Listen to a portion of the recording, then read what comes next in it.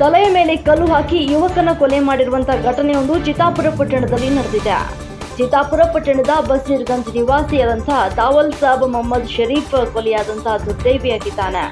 ಪಟ್ಟಣದ ಹೊರ ವಲಯದ ಅರಣ್ಯ ಇಲಾಖೆಯ ಸಮೀಪದಲ್ಲಿ ಯಾರೋ ದಾವಲ್ ಸಾಬ್ ಮೇಲೆ ಕಲ್ಲು ಎತ್ತಿ ಹಾಕಿ ಕೊಲೆ ಮಾಡಲಾಗಿದೆ. ಶುಕ್ರವಾರ ರಾತ್ರಿ ಇಲ್ಲವೇ ಶನಿವಾರ ಬೆಳಗ್ಗೆ ಕೊಲೆ ನಡೆಸಿರಬಹುದು ಅಂತ ಹೇಳಲಾಗಿದೆ. ಕೊಲೆಯಾದ ಘಟನೆ ಶನಿವಾರ ಮಧ್ಯಾಹ್ನ ಗೊತ್ತಾಗಿದ್ದು, ಕೊಲೆ ಯಾರು ಮಾಡಿದ್ದಾರೆ ಅಂತ ಏನೂ ತಿಳಿದು ಬಂದಿಲ್ಲ.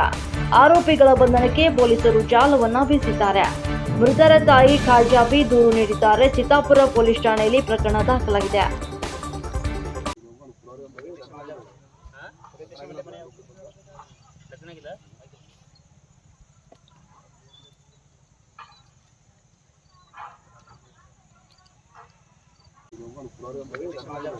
हाँ?